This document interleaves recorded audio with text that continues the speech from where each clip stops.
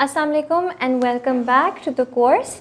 आज हम बात करेंगे कि एज एन इन्फ्लुएंसर आपको किस तरह के ब्रांड के साथ काम करना चाहिए, चाहे वो कोलैबोरेशन हो, पेड पार्टनरशिप हो, एफिलिएट मार्केटिंग हो, जो भी हो, और किस तरह के ब्रांड्स के साथ आपको अपने आप को एसोसिएट करना चाहिए। वैसे ये एक बहुत ऐसी चीज़ है जो आपके अपने काम पर डिपेंड करती है कि आप किस तरह के इन्फ्लुएंसर हैं, और ज़ाहिर है आप जिस तरह के इन्फ्लुएंसर हैं आपको उसी तरह के सिमिलर ब्रांड के साथ, मिलते जुलते ब्रांड के साथ काम करना चाहिए। एक दो चीज़ें जो बड़ी इम्पॉर्टेंट हैं वो ये हैं कि जब आप किसी के साथ काम करते हैं तो अगर वो एक छोटा बिज़नेस है, छोटा ब्रांड है, कोई छोटा मोटा पेज है जो अभी ख़ुद डेवलप कर रहा है, और शुरू में हो सकता है कि आपको काम करने का मौका भी ऐसे ब्रांड्स के साथ मिले, तो आपको चाहिए कि अपनी एंड पे हमेशा पहले थोड़ी सी रिसर्च करें। आपको कोई रीच आउट करता है काम करने के लिए आपके साथ, तो आप उनके ऊपर रिसर्च करें कि एग्जैक्टली वो क्या क्या बेचते हैं, क्या क्या करते हैं, उनकी प्राइस रेंज क्या है, किस तरह की चीज़ें वो बेचते हैं, वो उनकी अपनी प्रमोशंस किस तरह की होती हैं, उनके ब्रांड रिव्यूज़ क्या हैं, कहीं वो कोई स्कैम तो नहीं है, कोई प्रॉब्लम तो नहीं है। अपने एंड पर रिसर्च ज़रूर किया करें। ये आपका पहला स्टेप है, ये बहुत इंपॉर्टेंट स्टेप है। दूसरा ये कि जब भी आप किसी ब्रांड के साथ काम करने लगें तो अंडरस्टैंड करें कि उनके गोल्स क्या हैं इस कैंपेन के साथ, या इस कोलैबोरेशन के साथ, इस पार्टनरशिप के साथ, और आपके गोल्स क्या हैं इस पार्टनरशिप के साथ। ठीक है, वो आपको क्या ऑफ़र कर रहे हैं, वो जस्टिफाई करता है वो चीज़ जो आप से वो मांग रहे हैं, वो और जो वो आपको दे रहे हैं, इज़ इट जस्टिफाइड। उस चीज़ को वे करें कि आपको किस एरिया में क्या फ़ायदा हो रहा है। जैसे मैं आपको एग्जांपल देती हूँ, मैंने शुरू में मुझे एक काफ़ी बड़े ब्रांड ने अप्रोच किया था, और उस वक्त मेरी अच्छी खासी फॉलोइंग हो चुकी थी और मेरा काफ़ी सक्सेसफुल जा रहा था ब्लॉग। तो उन्होंने मुझे कहा कि आपने हमारे लिए ये करना है, बहुत सारी चीज़ें थी, और हम आपको कराची बुलवाएंगे और कराची में ये सब होगा। दैट मीन्स कि मेरे कोई 3-4 दिन वहाँ 3 दिन कराची में लगने थे, जहाँ पर मैंने कॉन्स्टेंटली नॉन स्टॉप शूट वगैरह करना था, और फिर वो कैंपेन रोल आउट होनी थी। उन्होंने मुझे इन रिटर्न क्या ऑफ़र किया कि हाँ, आपका जो ये सारी कैंपेन है ये हमारे सारे ऑफिशियल पेजेस पे चलेगी। क्योंकि वो ब्रांड बहुत बड़ा था तो उनकी समझ में ये था कि मुझे वो एक्सपोजर चाहिए। मेरा यही गोल है कि क्योंकि मेरी शक्ल उनके ब्रांड पे चल पड़ेगी तो मुझे इससे फ़ायदा होगा, जबकि मुझे उससे फ़ायदा नहीं हो रहा, क्योंकि मैं अपनी ग्रोथ ऑर्गेनिकली ख़ुद से कर लेती हूँ। वो एक चीज़ है जिसकी मुझे किसी ब्रांड की उस तरह हेल्प की उस पॉइंट पर ज़रूरत नहीं थी। तो ये एक ऐसी पार्टनरशिप मुझे ऑफ़र कर रहे थे जिससे मुझे कोई फ़ायदा नहीं हो रहा था। मुझे ऐसी पार्टनरशिप जिसमें मेरा इतना टाइम, इतनी मेहनत और इतनी एनर्जी लग रही थी, उसमें जस्टिफाइड नहीं था कि आप एक दिन बस मेरी एक पोस्ट डाल दें जो शायद कुछ देख लें, क्योंकि ब्रांड्स को उस तरह लोग उनके फेसबुक पेजेस को इतना सीरियसली नहीं लेते। उन्होंने मुड़ के देखना भी नहीं है कि ये ऐड में कौन है, बस ऐड में कोई लड़की है, राइट। तो मुझे उससे कोई फ़ायदा नहीं होना था, जिस वजह से मैंने वो ऑफ़र रिजेक्ट कर दी कि मुझे इस एफर्ट के लिए पैसे मिलने चाहिए, स्पेशली क्योंकि वो अगर ब्रांड इतना बड़ा है तो वो उनकी अफोर्डेबिलिटी में आता है। तो इस तरह की चीज़ों को जज करना कि आपके गोल्स क्या हैं और उनके गोल्स क्या हैं, और जो फ़ायदा दोनों को इस चीज़ से होना चाहिए वो एक फेयर और जस्टिफाइड हो जब आप किसी ब्रांड के साथ काम करते हैं। तो आपने ये डिसाइड करना है कि ये वैल्यू बेस्ड पार्टनरशिप होगी या मॉनेटरी पार्टनरशिप होगी, कमर्शियल पार्टनरशिप होगी। तो आप ऐसे ही ब्रांड्स के साथ काम करें जिनके साथ आपके गोल्स अलाइन होते हैं। फिर एक इम्पॉर्टेंट चीज़ ये है कि आप क्रॉस चेक कर सकते हैं। अगर स्पेशली वैल्यू बेस्ड आप को फ़ायदा हो रहा है तो आपको ये क्रॉस चेक करना ज़रूरी है कि अगर आप एक ऐसी पार्टनरशिप कर रहे हैं जिनसे आपको बस एक्सपोजर मिल रहा है, जैसे कि मुझे इस ऑफ़र में था, तो उनकी फॉलोइंग क्या है, क्या उनके जो फॉलोअर्स हैं, जो उनकी ऑडियंस है, वो वही है जो आप में इंटरेस्ट भी रखेगी, जो आपको फॉलो करना भी चाहेगी जेन्युइनली। अगर उनकी ऑडियंस और फॉलोइंग ऐसी डेमोग्राफिक है जो आपकी डेमोग्राफिक से नहीं मैच करती, जिनको आप में इंटरेस्ट नहीं होगा, तो फ़ायदा नहीं है उनके साथ काम करने का। ठीक है, तो ये एक इम्पॉर्टेंट चीज़ है। वैसे भी अगर वैल्यू बेस्ड अगर वैल्यू बेस्ड ना भी हो तो आपको टेक्निकली उन्हीं ब्रांड्स के साथ काम करना चाहिए जिनकी और आपकी, चाहे आपको उसके लिए पैसे मिल रहे हो, जिनकी और आपकी डेमोग्राफिक सिमिलर हो।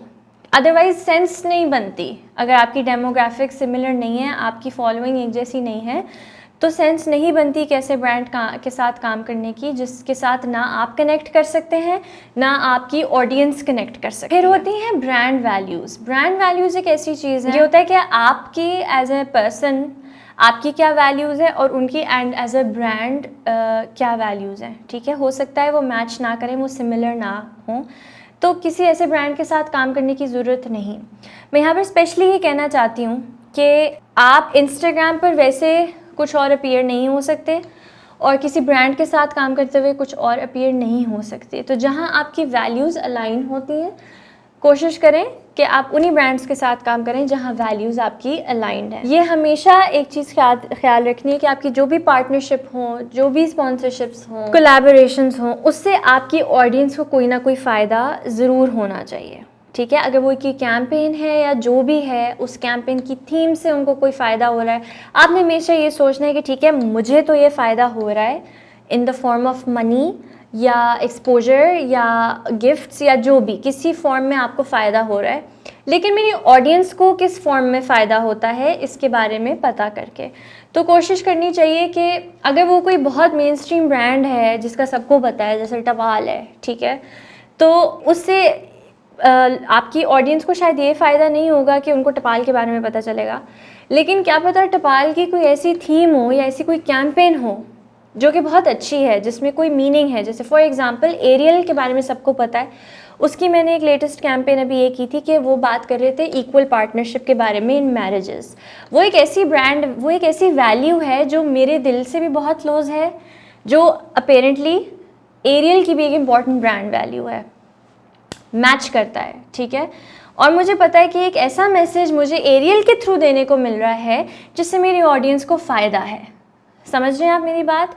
तो ये एक ऐसी चीज़ है जो कि फिर मैं एक ऐसी कैंपेन है जो मैं लूँगी जिससे मुझे पता है कि लोगों को भी फ़ायदा है, मुझे भी फ़ायदा है, ब्रांड को भी फ़ायदा है और मेरी वैल्यूज़ भी इनके साथ अलाइन होती हैं। अब एक बहुत इम्पॉर्टेंट चीज़ जो मैं आपको यहाँ पर बताना चाहती हूँ वो ये है कि शुरू में ना, अगर, क्योंकि ये बिगिनर्स के लिए मोस्टली कोर्स है, आई नो आपकी पहली 2 ऑफ़र्स आएंगी और पार्टनरशिप्स आएंगी और आपको बहुत एक्साइटमेंट होगी और आपका दिल चाहेगा कि बस अच्छा, अगर मुझे पैसे ऑफ़र हो रहे हैं तो मैं एकदम से चढ़ के ले लूँ, जो कि आपको होंगे, क्योंकि अभी इंडस्ट्री ऐसी है कि आप इसमें स्टेप इन करेंगे, आपने थोड़ी सी मेहनत करनी है और आपको पार्टनरशिप्स आना शुरू हो जाएंगी and instantly money making opportunities आपके पास आएंगी। लेकिन लॉन्ग टर्म सस्टेनेबल इनकम के लिए, ताकि आपके पास अपॉर्चुनिटीज़ आती रहें, आपको अपनी क्रिएटिव फ्रीडम पर कॉम्प्रोमाइज़ नहीं करना। जहाँ पर कोई ब्रांड आपसे आपकी क्रिएटिव फ्रीडम लेता है, यानी आपके बनाने का तरीका, आपका कंटेंट बनाने का स्टाइल, वो अगर आपसे चेंज करवाते हैं तो आपको कोशिश करनी चाहिए आप उनके साथ ना काम करें। और मोस्टली होता है कि जब आपको पैसे ऑफर होते हैं, स्पेशली जब आप छोटे से इन्फ्लुएंसर होते हैं, तब आपको क्रिएटिव फ्रीडम वो नहीं देते, क्योंकि वो एक होता है कि हम आपको पैसे दे रहे हैं तो इसको बिल्कुल ऐसे करें, लेकिन ऐसे नहीं होता। इसीलिए अपने स्टाइल ऑफ वर्क को इतना ऑथेंटिक बनाएं, अपने स्टाइल ऑफ वर्क को इतना पक्का करें कि आपसे कोई आपका क्रिएटिव फ्रीडम ना छीन सके। ठीक है, तो शुरू में अगर आपको थोड़े से पैसे गिव अप करने पड़े फॉर अ बिगर पिक्चर, तो वो मेरी एडवाइस है कि वो आप करें, क्योंकि इन द लॉन्ग टर्म जब आपसे क्रिएटिव फ्रीडम नहीं छीना जाएगा और आप बड़े बड़े ब्रांड्स के साथ करेंगे, तो ना आपको चाहे कोई ब्रांड जितने मर्जी पैसे दे, वो आपसे आपका क्रिएटिव फ्रीडम नहीं छीनेगा, क्योंकि उन्हें पता है कि आपका ये स्टाइल है, आप ऐसे ही करते हैं, आपकी ऑडियंस को पसंद भी ऐसे ही आता है और वो आपको क्रिएटिव फ्रीडम भी देंगे और वो आपको आपके काम के लिए पैसे भी देंगे जितना आप ट्रूली डिज़र्व करते हैं।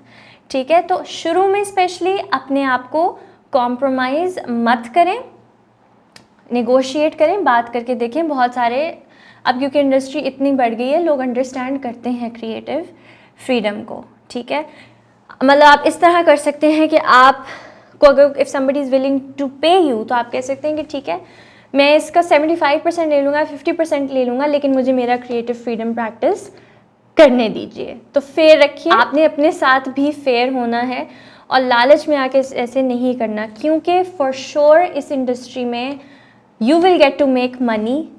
आपको थोड़ी सी सब्र दिखानी होगी और अपने आप के साथ जेन्युइन होना पड़ेगा और अपने क्रिएटिव स्टाइल के साथ भी जेन्युइन होना पड़ेगा, ठीक है। सो ये कुछ चीज़ें हैं जो आपको सोचनी चाहिए जब आप किसी भी ब्रांड के साथ पार्टनर करते हैं, कोलैबोरेट करते हैं, तो थोड़ा सोच समझ के करें। जितना आप सोच समझ के ये करेंगे, जितना आप स्मार्टली ये करेंगे, उतना ही आप इसमें से रेवेन्यू जनरेट कर सकते हैं, क्योंकि अदरवाइज़ वो एक वाली ये वाली चीज़ है कि आपको ऑफ़र्स आने शुरू हुए, आपको पैसे आने शुरू हुए, आपने उसको इतना कर लिया कि लिटरली ना आपका क्रिएटिव फ्रीडम रहा, ना आपकी क्रिएटिविटी रही, और आपका ब्लॉग ऐसे ऊपर चढ़ के ऐसे नीचे आएगा। तो ग्रोथ को हमेशा सस्टेनेबल रखें, कंसिस्टेंट रखें, ठीक है। और आगे की सोचें, अगर आपने इसके अंदर इसको एक फुल टाइम करियर बनाना है और इससे सही तरीके से इस इंडस्ट्री में का एक हिस्सा बनना है और इससे आपने कुछ पैसे बनाने हैं अपने लिए, ताकि आप एक सस्टेनेबल लाइफ गुजार सकें, ठीक है।